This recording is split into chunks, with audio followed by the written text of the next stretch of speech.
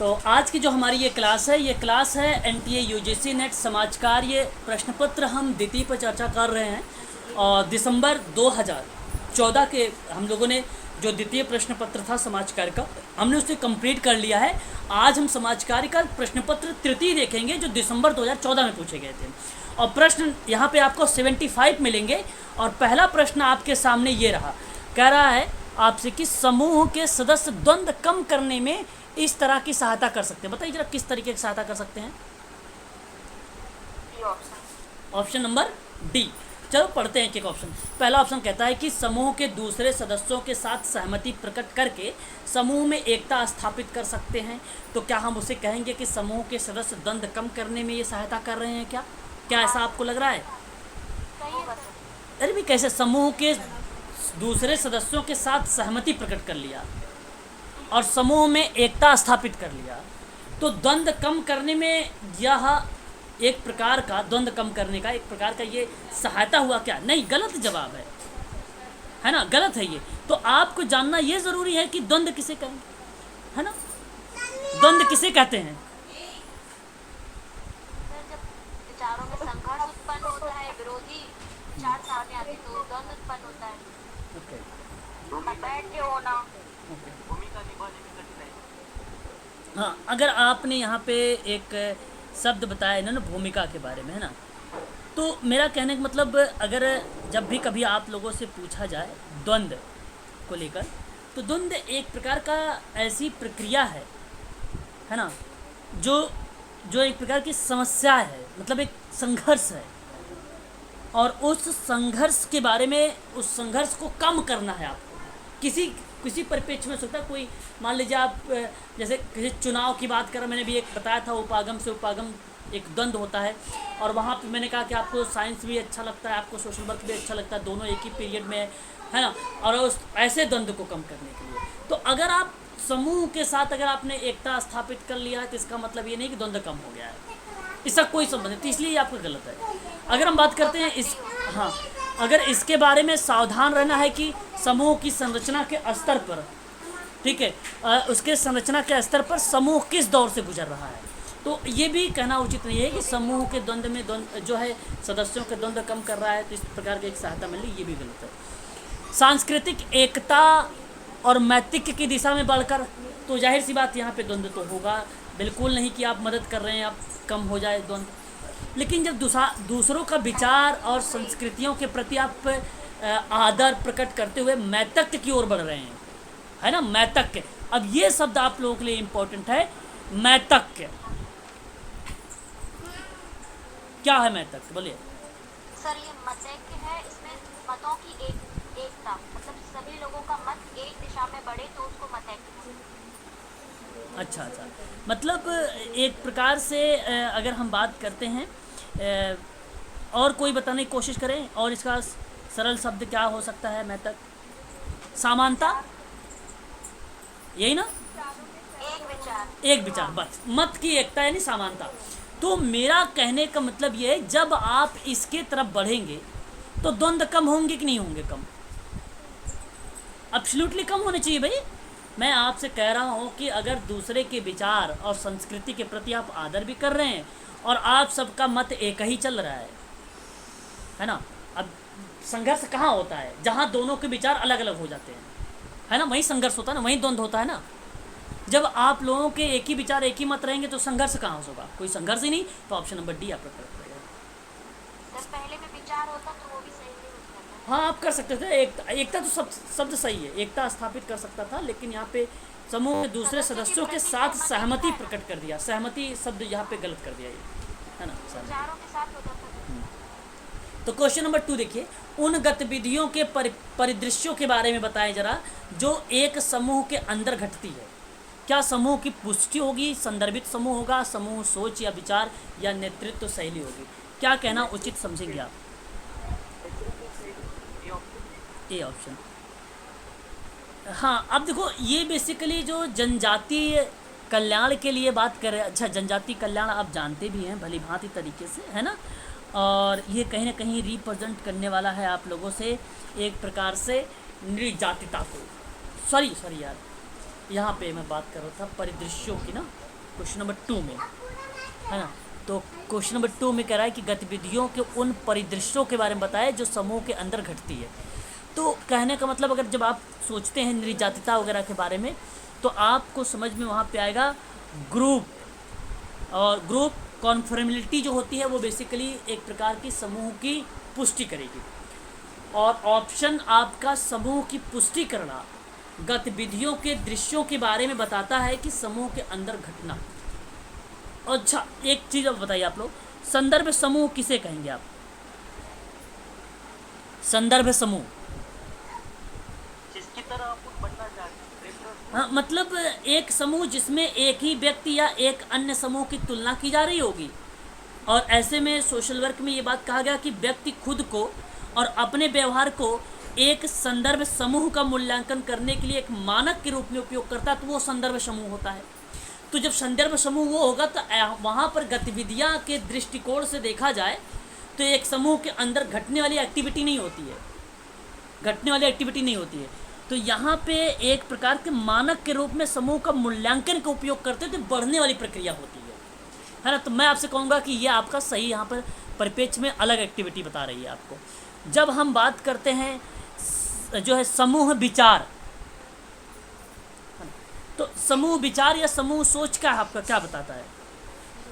यह समाज समूह कार्य में उपयोग करने वाला एक प्रकार की टेक्निक होती है, जहाँ पे विचार की खोज की जाती है, समूह कार्य में इसका उपयोग किया जाता है कि नहीं। तो ये एक प्रकार की ग्रुप वर्क की टेक्निक है। चाहे आप सामाजिक परिवर्तन कर रहे हैं या आपको अगर मैं बात करूँ यहाँ पे आप टेक्निक के रूप में यूज़ कर रहे हैं, तो भी आपकी प्रक्रिया वो आ जाती है। तो समाज आराध्य हमारा सेवा है, एक प्रकार का आराधना जैसी प्रक्रिया को विचार या समूह जैसे सोच और विचार को रिप्रेजेंट करता है। तो समूह के अंदर घटती ये भी नहीं है ना। विचार सोच थोड़ी घटती है कि आपने सीमित कर दिया किसी समूह के अंदर, तो ये कहना उचित नहीं है, सीमित नहीं है, अथक है वो, है ना। तो ये भी आपका गलत हो जाएगा ऐसे में। तो और नेतृत्व शैली एक प्रकार की आप भलीभांति तरीके से जानते होंगे, लीडरशिप की स्टाइल की बात करता है। ये नेतृत्व की शैलियों की एक प्रकार की लीडरशिप की स्टाइल की बात करता है। तो इसका मतलब ये होता है कि नेता द्वारा दिशा देना, योजनाओं को लागू करना और लोगों को प्रोत्साहित देना, ये शैली होती है।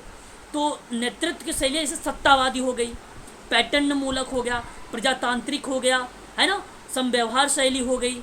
समव्यवहार शैली को ट्रांसएक्शनल बोलते हैं, समव्यवहार या समविश्लेषण। आपने एक थेरेपी देखा होगा, है कि नहीं, एरिक बर्न का, वेरी गुड। और सत्तावादी हो गया। तो ये सारी चीज़ें जो बेसिकली आती है वो नेतृत्व शैली में है। लेकिन आप सभी लोग ध्यान रखिएगा, समूह की पुष्टि और समूह की जो पुष्टि होती है वो गतिविधियों के बारे में बताता है कि समूह के अंदर जो एक्टिविटी होती है उसको घटने को लेकर, यानी पुष्टि की ज़रूरतों वाले संबंधित जो समूह होगा, जाति समूह जो होगा, उसको रिप्रेजेंट करेगा। तो पुष्टि की ज़रूरतें वाले संबंधित जाति समूह की श्रेणी के अंतर्गत रखा जाता है। इसको आप लोग ध्यान रखिएगा। यहाँ पे सही जवाब ऑप्शन नंबर पहला करेक्ट होगा। क्वेश्चन नंबर 3 की बात करेंगे। जनजाति कल्याण के लिए विशेष अनुदान के अंतर्गत दिया जाने वाला वह अनुच्छेद। देखिए, अब जनजाति कल्याण की चीज है, जनजातीय कल्याण के लिए विशेष अनुदान। तो आप यहाँ पे कहना क्या उचित समझेंगे? जो है अनुच्छेद 245, क्या कहना सही समझेंगे? 275, ओके। 275 ऑप्शन जो बी वाला है यही करेक्ट है। बेसिकली जो 245 है ये आपसे कहता है कि संविधान के उपबंधों के अधीन रहते हुए संसद भारत के संपूर्ण राज्य क्षेत्र और उसके किसी भाग के लिए विधि बना सकेगी और किसी राज्य के विधानमंडल उस संपूर्ण राज्य और किसी भाग के लिए विधि बना सकेगा। तो ऐसे में जब हम बात करते हैं 245 के अकॉर्डिंग, तो आप ये बात ध्यान रखिएगा कि भारत के संपूर्ण राज्य क्षेत्र और उसके किसी भाग के लिए विधि बना सकने की बात आपसे कहा जाता है 245 में, 245 अनुच्छेद में। काफ़ी इम्पोर्टेंट सवाल ये भी आपके सामने है, इसलिए आप इसको ध्यान रखिएगा।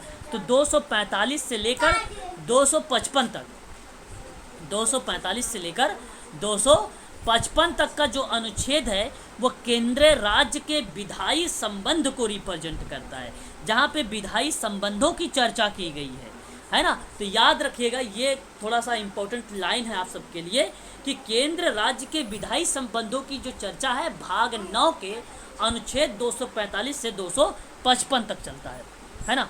इस बात को आप सभी लोग जो है ध्यान रखिएगा। अगर हम बात करते हैं अनुच्छेद 345 के बारे में, तो अनुच्छेद 345 क्या बोलता है आप लोगों से? कहता है कि किसी राज्य के विधानमंडल को उस राज्य में हिंदी या अन्य एक अधिक भाषा को कार्यालयों में अपनाने का अधिकार देता है। तो 345 क्या बोलता है? बहुत इंपॉर्टेंट सवाल है। कहता है कि किसी राज्य के विधानमंडल को उस राज्य में हिंदी या अन्य एक या अधिक भाषा को कार्यशालाओं में अपनाने का अधिकार अनुच्छेद 345 देता है। ये आपको बताता है ऑप्शन सी। परंतु अगर हम बात करें ऑप्शन बी के बारे में, तो ऑप्शन बी आपसे क्या बोलता है? कहता है कि जनजातीय कल्याण के लिए विशेष अनुदान का प्रावधान की बात चर्चा इसमें की जाती है। अनुच्छेद 325 क्या बताता है? आप बताइए जरा, अनुच्छेद 325 क्या बोलता है आप लोगों से? धर्म, मूलवंश, जाति, लिंग के आधार पर किसी व्यक्ति का निर्वाचक क्या होता है? कोई जानता है निर्वाचक क्या होता है? बताइए जरा, निर्वाचक का अर्थ क्या होगा? निर्वाचन करने वाला, मत देने वाला व्यक्ति क्या कहलाता है? निर्वाचक।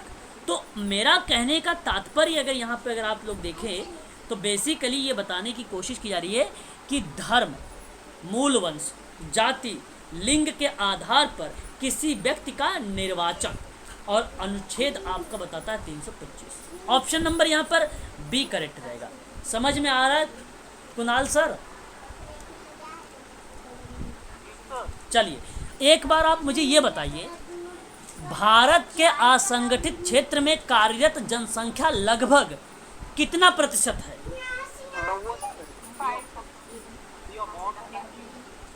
जी, ऑप्शन नंबर आपका यहाँ पर जो होगा, देखिए यहाँ मैं आपसे क्वेश्चन नंबर 4 की अगर मैं बात करूँ तो आप देखिए तो भारत में जो असंगठित क्षेत्र में कार्यरत जनसंख्या का एक लगभग प्रतिशत बताने की कोशिश की जा रही है।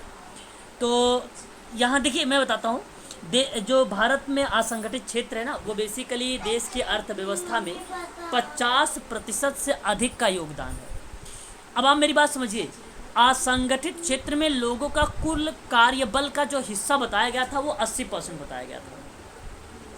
अब मेरी बात को समझने की कोशिश करिएगा, असंगठित क्षेत्र के लोगों का कुल कार्यबल का हिस्सा कितना है, तो वो 80% है। इस बात को आप लोग ध्यान रखिएगा, आप सभी लोग। अब आपके लिए इम्पोर्टेंट बात ये है कि भारत में लगभग 50 करोड़ का कार्यबल है। बात को समझिए, 50 करोड़ का कार्यबल है, जिसका 90%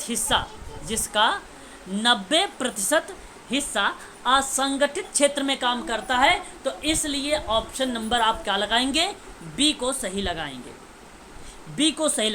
मैं आपको बता दूं कि जो है श्रमिक 1948 में फैक्ट्री एक्ट आया था, और उसमें असंगठित लेकर एक एक्ट में बताया गया कि किसी कानून के अंतर्गत ये नहीं आएगा। तो भारत सरकार ने श्रम मंत्रालय, मेरी बात को समझने की कोशिश करिए, भारत सरकार ने श्रम मंत्रालय, थोड़ा सा होल्ड रखिए आप सभी लोग। तो मेरा कहने का मतलब ये रहा यहाँ पे कि बताया गया कि श्रम मंत्रालय के असंगठित श्रम बल को व्यवसाय और रोजगार की प्रकृति के रूप में देखा गया। तो बेसिकली वहाँ पर फैक्ट्री एक्ट 1948 के अकॉर्डिंग 4 भागों में इसको डिवाइड किया गया। तो आप इसे चाहो तो अपनी कॉपी पर नोट कर सकते हो आप लोग। नंबर 1 आप लोग लिखोगे व्यावसायिक श्रेणी, क्या लिखोगे? व्यावसायिक श्रेणी लिखोगे। नंबर 2 आप लिखोगे रोजगार की प्रकृति, रोजगार की प्रकृति का मतलब होता है कि nature of job, nature of job. तीसरा आप लिखोगे कि विशेष रूप से पीड़ित श्रेणी, विशेष रूप से श्रेणित जो है पीड़ित श्रेणी, पीड़ित श्रेणी लिखोगे।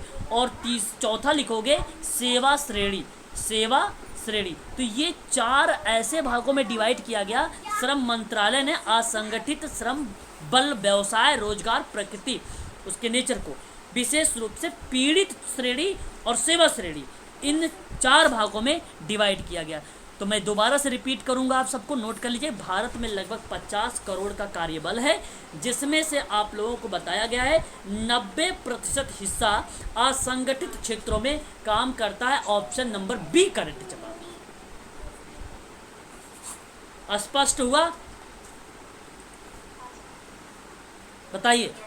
चलो क्वेश्चन नंबर 5 देखिए, इकट्ठा रहने का व्यवस्थित और सहमति रूप। मैंने बताया भाई, सिंपल सवाल। आप लोग क्या बोलोगे?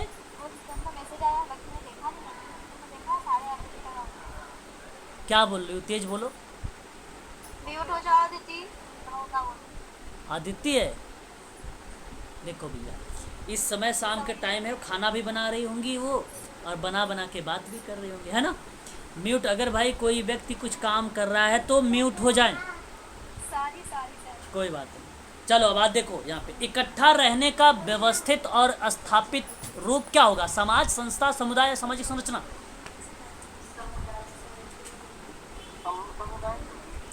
देखो, अब आप लोगों को जानना जरूरी ये है, क्वेश्चन नंबर 5 में अगर मैं आप लोगों से बात करूं, समाज किसे कहते हैं, तो आपका एक ही जवाब होता है। क्या बताना उचित समझेंगे? समाज,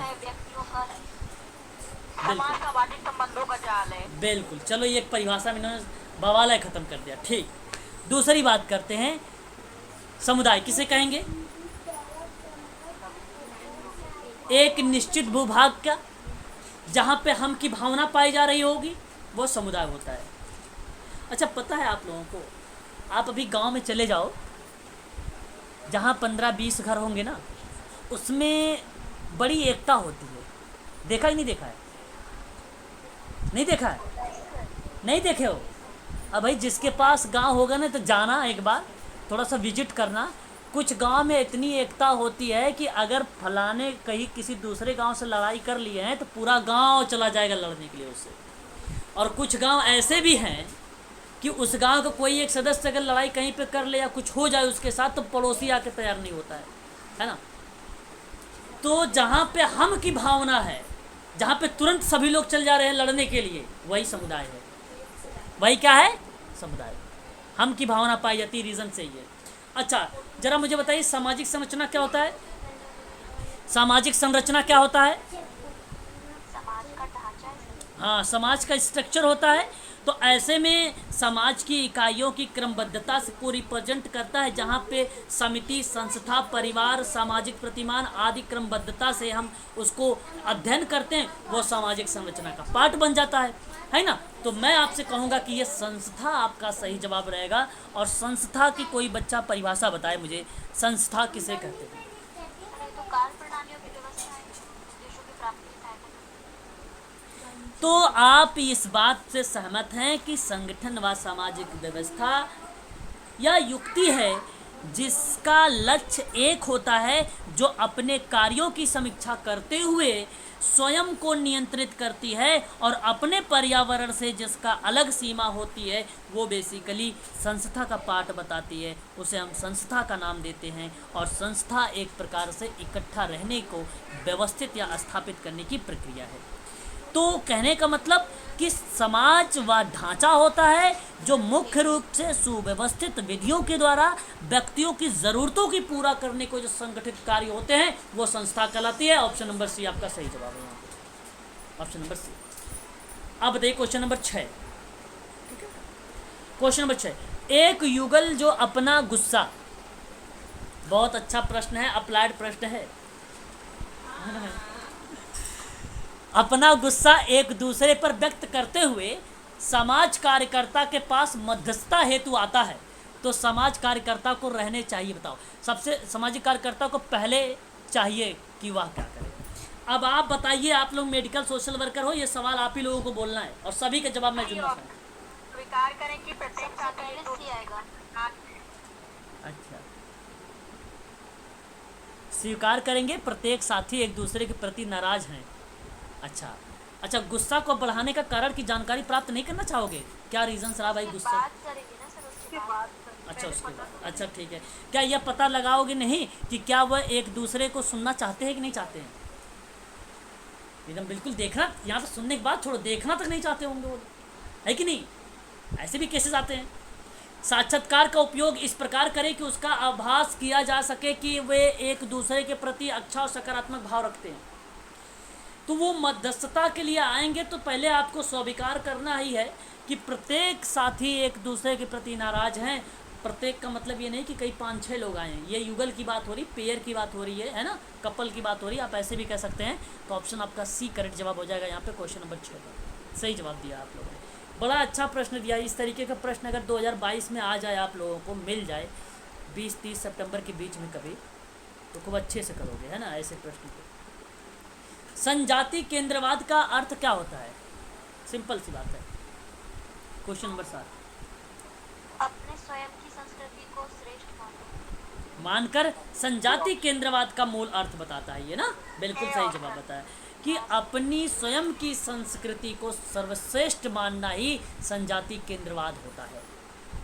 हीनता मानना गलत। स्वयं अपने स्वयं के वर्ग के बात, मतलब वर्ग की बात करें, अपने क्लास वर्ग की, ये सांप्रदायिकता को रिप्रेजेंट करता है। अपने स्वयं के वर्ग को हीनता के भाव, ये भी सांप्रदायिकता की बात करता है। ऑप्शन नंबर आपका पहला ही करेक्ट जवाब हो जाएगा। अच्छा, वैज्ञानिक रीति से आंकड़े प्राप्त करने की योजना को क्या कहेंगे, जो वैज्ञानिक ढंग से आप यूज कर रहे हैं?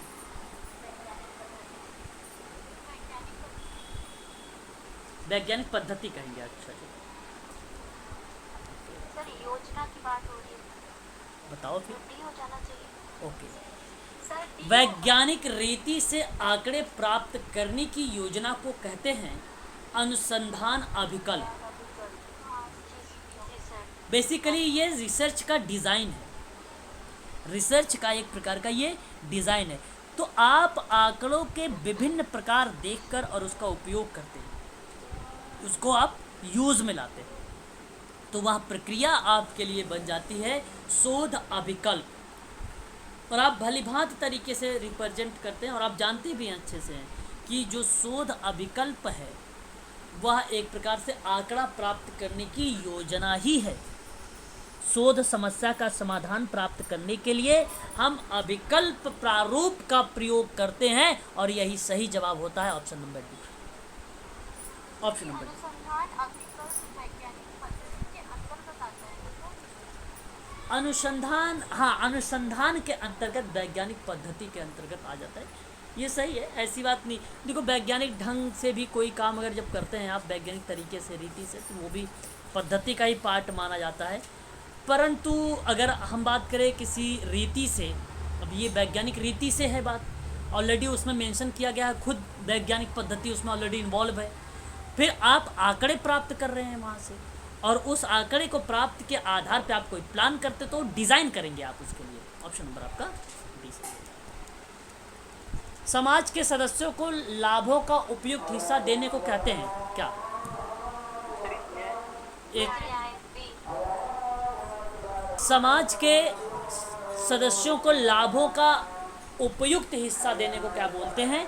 तो इसका सही जवाब आपको अगर मैं बताऊं तो इसका सही जवाब आपका वितरित न्याय ही कहलाता है। वितरित न्याय ही कहलाएगा क्वेश्चन नंबर 9 का।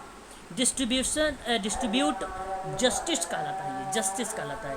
तो यहाँ पे जैसे अगर मैं आपसे बात करूँ तो ये बात कर रहा है कि समाज के जो सदस्य हैं उनको लाभ का एक उपयुक्त हिस्सा देता है। तो समाज का सदस्यों का उपयुक्त हिस्सा भाई, तो जाहिर सी बात है वितरित या डिस्ट्रीब्यूट जस्टिस ही कहलाता है। सभी व्यक्ति को अलग अलग तरीके से यहाँ पर मिल जाता है, उस तरीके के आधार पे बताया जा रहा है, उस तरीके के आधार पे इसको बताने की कोशिश की जाती है। और एक होता है रिट्रीब्यूटिव जो है जस्टिस, इसको हम लोग हिंदी में क्या बोलते हैं? प्रतिकारात्मक न्याय। क्या कहलाएगा ये? सर ए वाला बोल रहे हैं? हाँ हाँ,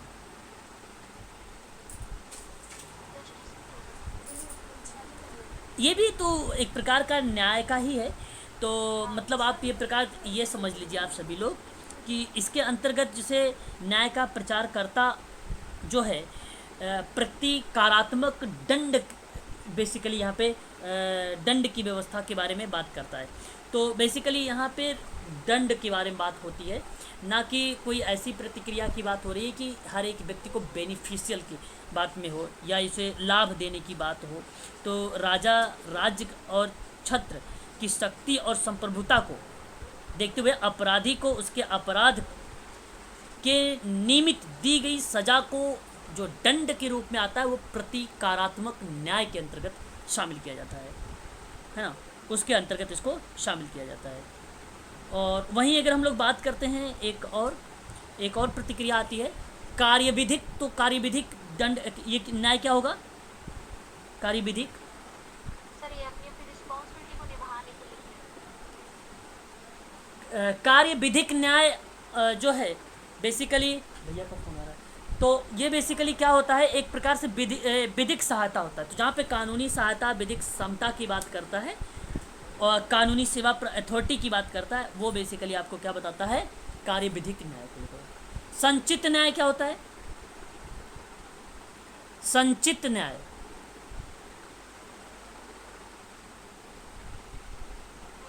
न्यायपालिका की स्वतंत्रता बताई, जहाँ पे न्यायाधीश निष्पक्षता से न्याय तभी करते हैं जब उन सभी के प्रकार का दबाव या उन पर किसी भी प्रकार का दबाव ना हो। तो वो बेसिकली पौष्टिक या संचित न्याय के अंतर्गत आता है। परंतु सदस्यों के लाभों का उपयुक्त हिस्सा देने को क्या कहेंगे? वितरित न्याय कहेंगे। Option number B. फैक्ट्री अधिनियम 1948 के किस अध्याय में स्वास्थ्य संबंधी प्रावधान दिए गए हैं? बहुत बढ़िया सवाल है, आप लोग बताइए जरा मुझे। फैक्ट्री अधिनियम 1948 थर्ड में। ओके।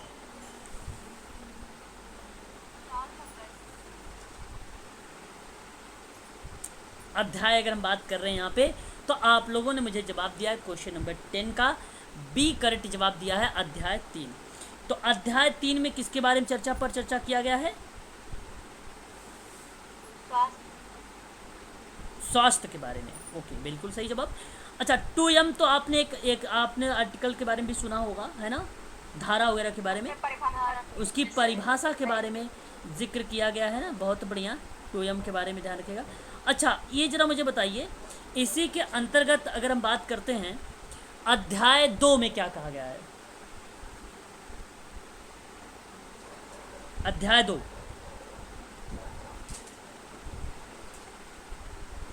अध्याय 1 तो भाई प्रारंभिक होता है, सबका सब लोग जानते होंगे, है ना? बोलो हाँ। अध्याय 1 हो जाएगा। और अध्याय 2 क्या बताता है आपसे?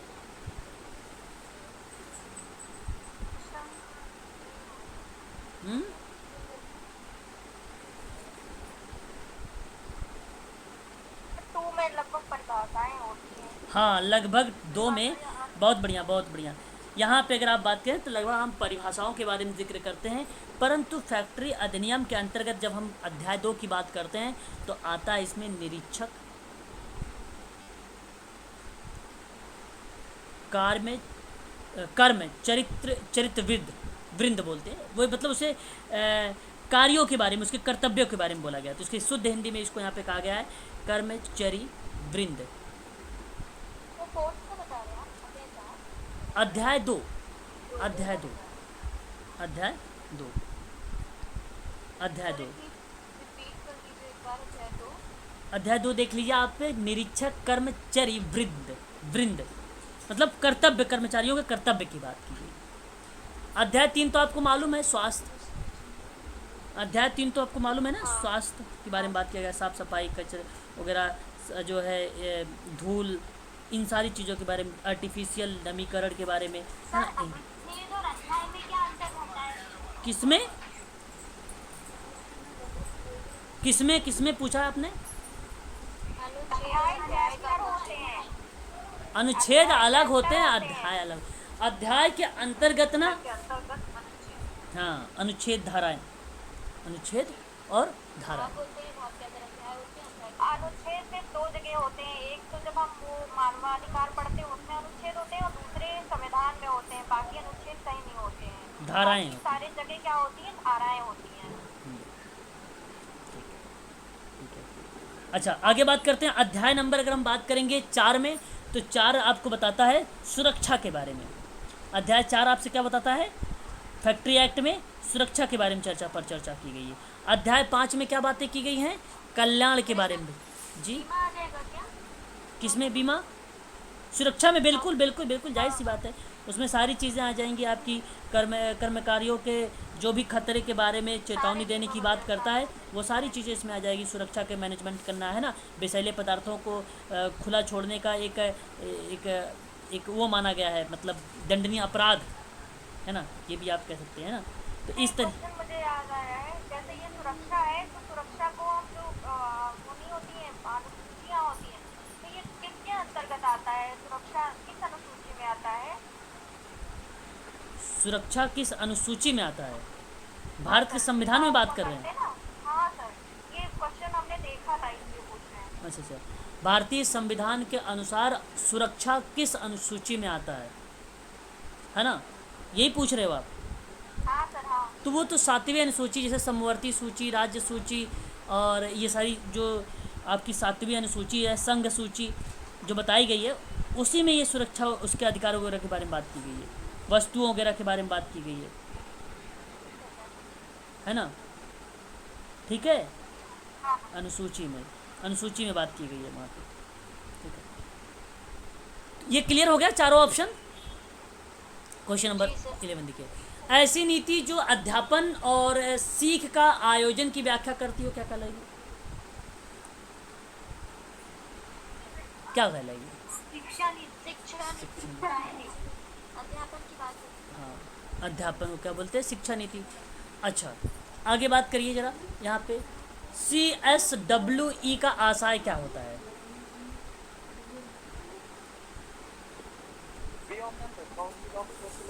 Council of social work education. तो ये बेसिकली इसकी स्थापना कब की गई थी? 1952 में। ठीक है, याद रखिएगा, काफ़ी इम्पोर्टेंट है ये आप सबके लिए, है ना। 1952 में। इसी के अंतर्गत जो है लगभग 2500 से अधिक कार्यकर्ता हैं, गैर लाभकारी संस्थान, ऐसा बताया जाता है। 1952, इसका सही जवाब option number B. Question number 13, dash model का प्रतिपादन विटमेर द्वारा किया गया है। अब ये बताइए कौन सा ऐसा मॉडल है जो विटमेर द्वारा दिया गया है?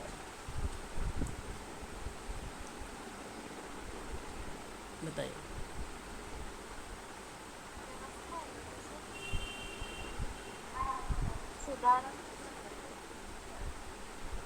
हाँ, सुधारात्मक मॉडल है।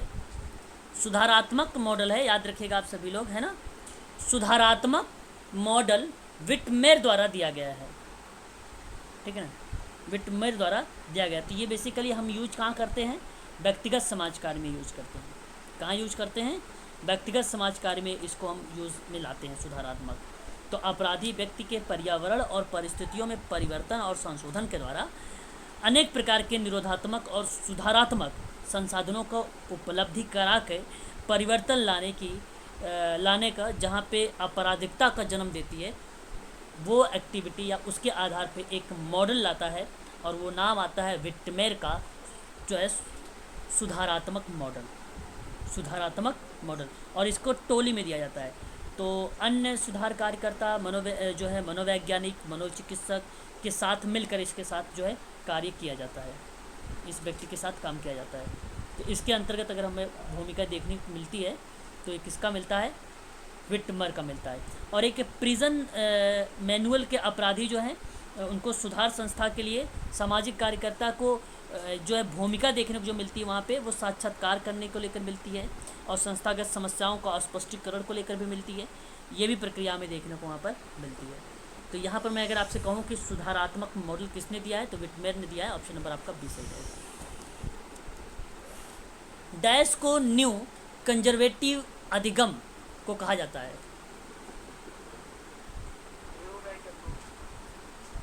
न्यू राइट अधिगम लर्निंग।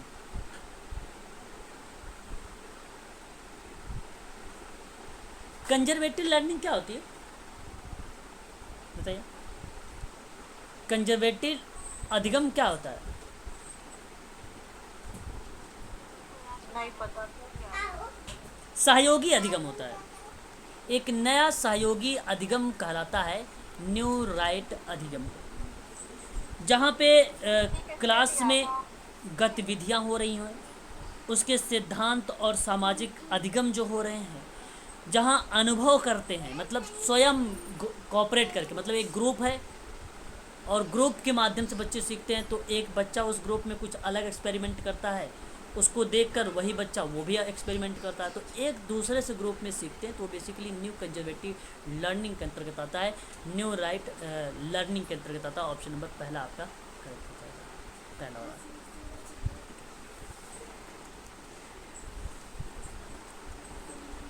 नृजाति वर्णन के अध्ययनों में वैयक्तिक अध्ययन का प्रयोग सबसे पहले किया किसने?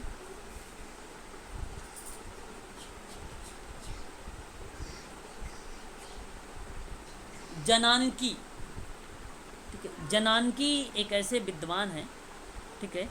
इन्होंने बेसिकली अगर हम बात करते हैं, क्वेश्चन नंबर हमारे सामने 15 नंबर का है, 15 नंबर का, तो इसके अंतर्गत जो आता है वो आता है नृजाति वर्णन के बारे में। और नृजातियों के वर्णन के अध्ययनों के बारे में वैयक्तिक अध्ययन का प्रयोग सबसे पहले किसने किया है? तो याद रखिएगा, जनानकी। ठीक है, याद रहेगा, काफ़ी इम्पोर्टेंट नाम है ये। ठीक है, विद्वान है ये, है ना, ये एक विद्वान है। ठीक है, चलो आगे देखते हैं। हर्बर्ट देखो, बर्गेस का नाम अगर हम बात करते हैं तो ये भी रिसर्च में आते हैं, और जहाँ पे नृजातियों के बारे में बात करते हैं। फ्रेडरिक ली प्ले का भी नाम उसी में आता है। हर्बर्ट स्पेंसर दर्शन के नाम में आते हैं, है ना, इन्होंने दर्शन रिप्रेजेंट किया था।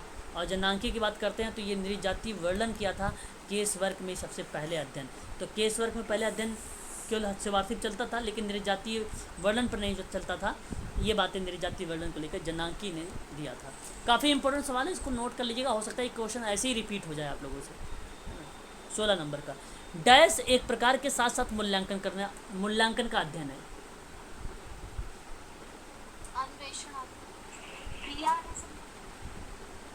ठीक है, यहाँ क्रिया अनुसंधान क्या होता है? क्रिया अनुसंधान क्या होता है? एक्शन रिसर्च होता है।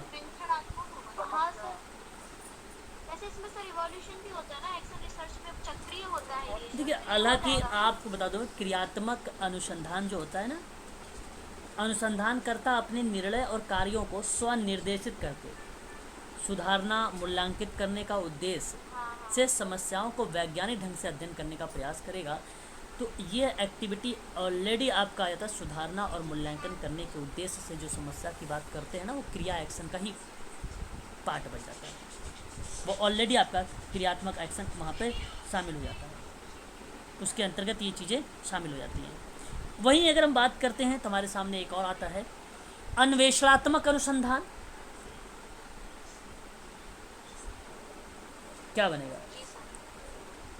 स्टार्टिंग का होता है, मतलब कुछ पता नहीं होता है, स्टार्टिंग है, क्या करना है, कैसे करना है। मतलब आप ये सोचते हो यहाँ पे कि जो अन्वेषणात्मक अनुसंधान होता है कि सामाजिक घटना के पीछे जो छिपे कारण होते हैं, जो छिपे कारण होते हैं, उन कारणों को ढूंढकर निकालते हैं आप लोग, और किसी समस्या के सैद्धांतिक और व्यवहारिक पक्ष के संबंध में पर्याप्त ज्ञान प्राप्त हो सके, उसी के अध्ययन से जब आप किसी शोध का आप सहारा लेते हैं तो वह आपका अन्वेषणात्मक शोध कहलाता है ना। तो आप एक कीवर्ड से याद रखिए कि सामाजिक घटना के पीछे छिपे कारणों की बात करना, है ना। ऐतिहासिक अनुसंधान किसे कहेंगे? घटनाओं के ऊपर, अतीत का हाँ, अर्थ है यहाँ पे जो ऐतिहासिक घटनाओं सिंपल सी के बात है, हालांकि अतीत की बात कर रहा है, ऐतिहासिक घटनाओं की बात कर रहा है, तो इसके अंतर्गत जो सामाजिक प्रभाव होता है उनके संबंधों का वर्तमान सामाजिक और सांस्कृतिक घटनाओं की व्याख्या और विश्लेषण के माध्यम से हम इसे जो है ऐतिहासिक अनुसंधान के रूप में करते हैं, है ना। और वर्णनात्मक अनुसंधान क्या होता है? जैसा का तैसा बता देना, description। बिल्कुल बिल्कुल, स्थिति का वर्णन, वेरी गुड। यहाँ पे सही जवाब ऑप्शन नंबर सी करेक्ट मान लिया। सी होगा ना सर इसका? सी सही है, ऑप्शन सी है ना, ऑप्शन सी सही है। चलिए, development psychology a life span approach किसकी किताब है? हरलॉक की sir, B Hurlock, Elizabeth Hurlock. Okay, question number 17 का जवाब आप गा रहे हैं एलिजाबेथन बी हॉरलॉक का नाम आ रहा है। तो यहाँ आप लोगों से बता दूँ, यही करेक्ट जवाब है, एलिजाबेथन हॉरलॉक का नाम, यही आपका करेक्ट जवाब है। इनका पूरा नाम आपको अगर मैं बात करूँ आप लोगों से एलिजाबेथन के बारे में, तो इनका नाम है एलिजाबेथन जो है बर्गनर बर्गनर बर्गनर हॉरलॉक, और ये किताब सन 1953 में आई थी, 1953 में आई थी, 1953 में आई थी, ठीक है, याद रखिएगा। जैसे एक जी मार्फी का नाम आता है, जैसे अभी मैंने आप लोगों को पढ़ा रहा था, principle and practice of social work के बारे में बता रहा था ना, 1994-95 में, है ना। तो उस हालांकि 1947 सही जवाब है इसका, करेक्ट जवाब आपने बताया, हालांकि संस्करण है लेन क्लार्क का, उसमें मार्फी का नाम आता है, जी मार्फी का नाम, वहाँ पे जो समाजकार अभ्यास है उसके अंतर्गत हमें देखने को जी मार्फी का नाम आता है। बी.एफ. स्किनर की अगर हम लोग बात करते हैं ना, तो बी.एफ. स्किनर जो है, हाँ, व्यवहारवाद में जो है इनकी एक भूमिका आती है। तो बेसिकली बिहेवियर मॉडिफिकेशन के ये जनक कहे जाते हैं, मॉडिफिकेशन के, तो परिवर्तन के जनक कहेंगे, ना कि व्यवहारवाद के जनक कहेंगे। व्यवहारवाद के जनक तो दूसरा है, वो तो वाटसन है, हाँ, जे बी वाटसन, व्यवहार सुधारक है, व्यवहार आशोधक। हाँ, ठीक। यस नारायण राय इसका एक बार और बता दीजिए। मॉर्फी मैंने बताया, तो समाज कार्य के अभ्यास में भूमिका इनकी है, जी मॉर्फी, है ना, समाज कार्य के अभ्यास में। अच्छा, आपने एक नाम सुना होगा यहाँ पे, अगर हम बात करते हैं नारायण राव के बारे में, नारायण राव के बारे में जानते हैं आप लोग? नारायण नारायण राव कौन थे ये? सामाजिक क्रिया में सर ये नारायण राव, नारायण राव की क्या भूमिका थी? सर एग्जैक्टली नहीं। ये बेसिकली अगर हम बात करें समाज कार्य में ना, जैसे जो वो है समाज सुधारक जो हैं, उनमें इनका नाम आता है। इन्होंने बेसिकली क्या बताया था, जैसे इन्होंने जो अंधविश्वास था, लोग अंधविश्वास में विश्वास करते हैं लोग, उसको दूर करने का प्रयास करने में इनकी जो है भूमिका अहम मानी गई थी, नारायण राव की, नारायण राव की। तो यहाँ पे सही, developmental psychology a life span approach सन 1953, नाम याद रखिएगा, एलिजाबेथन जो है B Hurlock is the right answer, option number B correct माना जाएगा। अवेयर करने का कार्य किया इन्होंने, एस नारायण राव। हाँ बिल्कुल, जाहिर सी बात है, अंधविश्वास को दूर करना जागरूकता का ही बात होती है वो। सर इनकी एलिजाबेथ हरलॉक की एक बाल विकास करके एक और बुक थी ना कोई?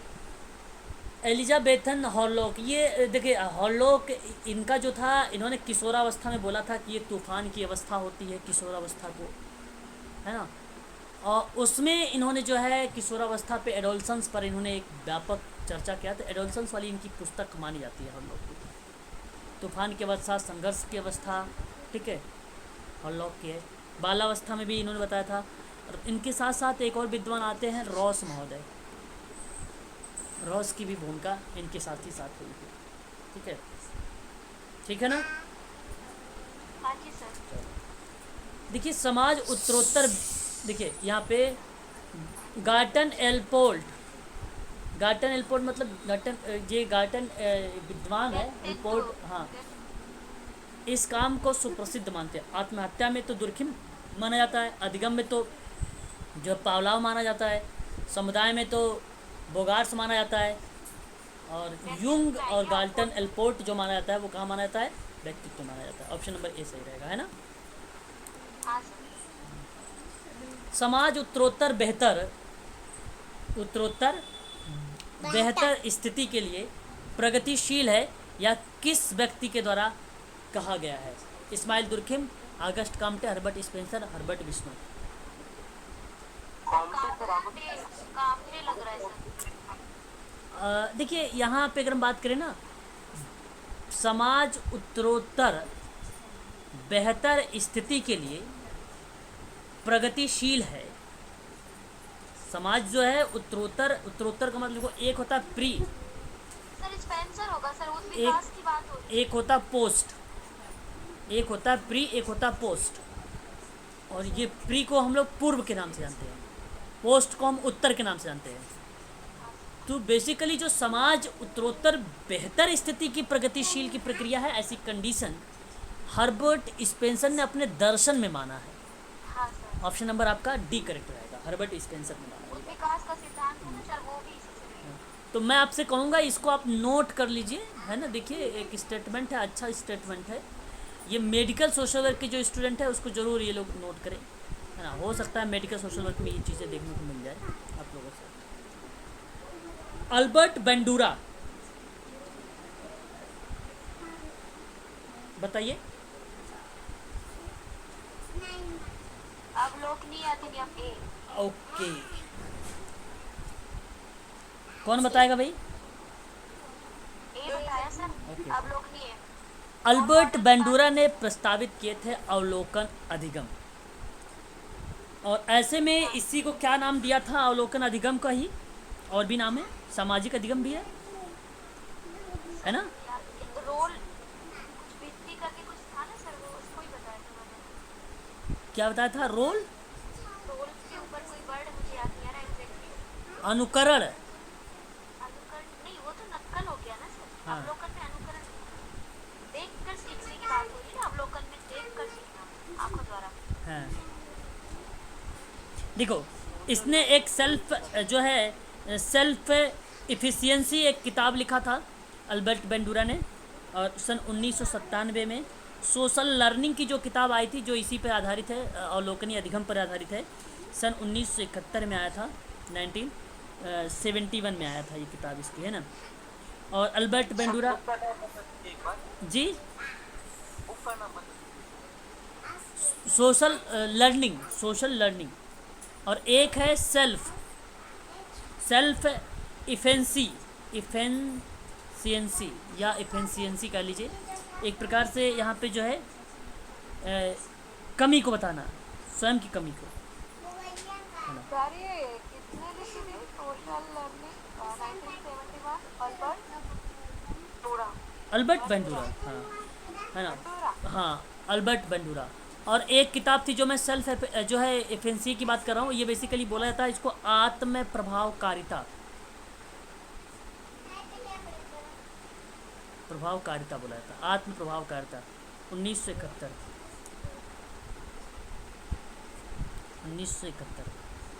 ये भी 71 है। ये नहीं 1997 है, 1997। तो ये थे अधिगम जो बताया जाता था अल्बर्ट बेंडूरा के द्वारा, ये चीज़ें लाई गई थी, ठीक है। तो याद रखिएगा, इंपॉर्टेंट चीज़ें हैं हम सब के लिए, ये पूछा जा सकता है आप सबके एग्ज़ाम में भी, है ना। चलो आगे बढ़िए।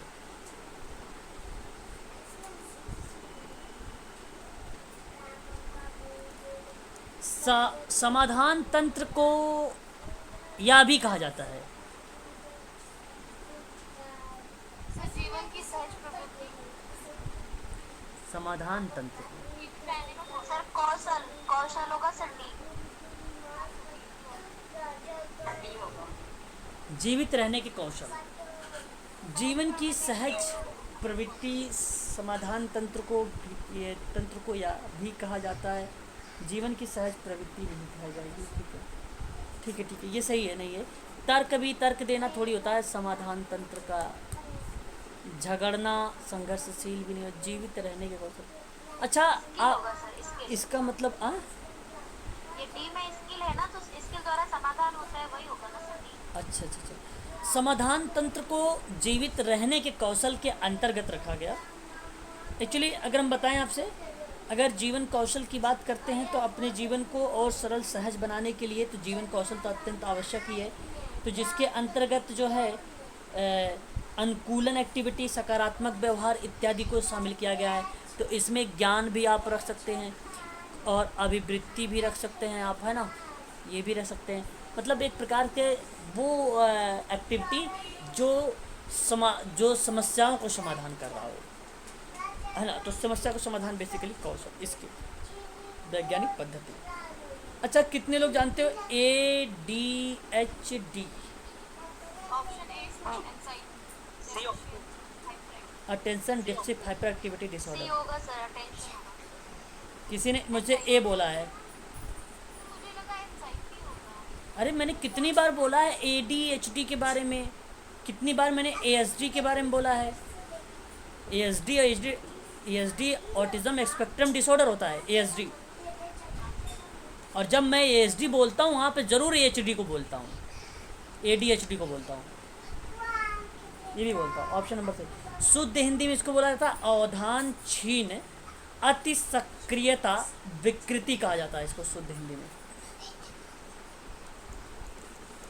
लॉरेंस कोहलबर्ग का संबंध बताओ किससे है? नैतिक और भी कोई बताएं? यही होगा सर, नैतिकता का सिद्धांत। मुझे ऐसा लगता है कि एक बच्चा कोई जवाब दे देता है, अगर उसका देख के कुछ बच्चे और भी कॉपी करने लगते हैं, है ना। बोलते ही नहीं है। तो इस क्लास में केवल 1-2 बच्चे हैं, वो गिने चुने हैं, वही बोलते, बाकी तो सारे पूरा फर्स्ट क्लास कथावाच। चलो कोई नहीं, अगर आ जाएगा तो पास हो जाएंगे, नहीं आएगा तो राम। अरे भाई हाँ सर क्या करे हो? हाँ, जो 0 से 4 साल का बालक होगा उस बच्चे के अंदर नो मोरलिटी, नो सोसाइटी, ये कौन सकता है। तो नैतिक तर्कना का सिद्धांत दिया था, 3 भागों में बांटा था, पता है किसी को? 3 भाग था, बताओ। एक पूर्व परंपरागत अस्त्र बताया था और एक परंपरागत अस्त्र बताया था, एक पक्ष परंपरागत अस्त्र बताया था, ये 3 बताया था। और ये पूर्व की जो एज रखी थी 4 से 8 तक रखी थी, और 0 से 4 साल के अंदर बच्चा जो होता है ना, उसके अंदर नो सोसाइटी होती है, नो मोरलिटी। वो क्या समाज करेगा, क्या समाज में क्या नैतिकता उसके अंदर होती है ना। तो छोटा बच्चा है, इसलिए इसका माना था उसने। अंगूर खट्टे हैं, देखिए भाई क्या बात है। क्या हुआ मैडम? ये देखो स्क्रीन पे, पूर्व परंपरागत पहला स्तर, ये अवस्था और टकराव की जो अवस्था है ना, ये टकमैन का है। और समव्यवहार सिद्धांत नहीं, सिद्धांत बेसिकली आ जाता है, उसका नाम आ जाता है एरिक बर्न का, लेकिन ये थेरेपी में आता सबसे बढ़िया होता है समव्यवहार। ठीक है, बताओ अंगूर खट्टे हैं या दृष्टिकोण प्रतिरक्षात्मक?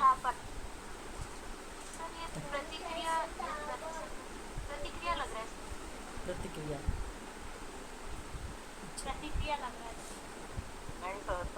तर्क संगतता, अंगूर खट्टे हैं, है ना। लॉजिक देना, हाँ लॉजिक देना हो गया सर, सही है। ये रक्षा युक्तियाँ हैं, तर्क संगतता हो जाएगी। आज का एक लास्ट सवाल आप सबके लिए है कि कौन सी अहम अवस्था संदर्भित विश्लेषण सिद्धांत में सम्मिलित नहीं है? भाई बहन, अच्छा समझदार हो गए हो। ये देखो तीसरी या दूसरी बार प्रश्न मैं बता रहा हूँ आप लोगों को, आई थिंक मुझे ऐसा लग रहा है। हाँ हाँ, कई बार आया। समझदार हूँ।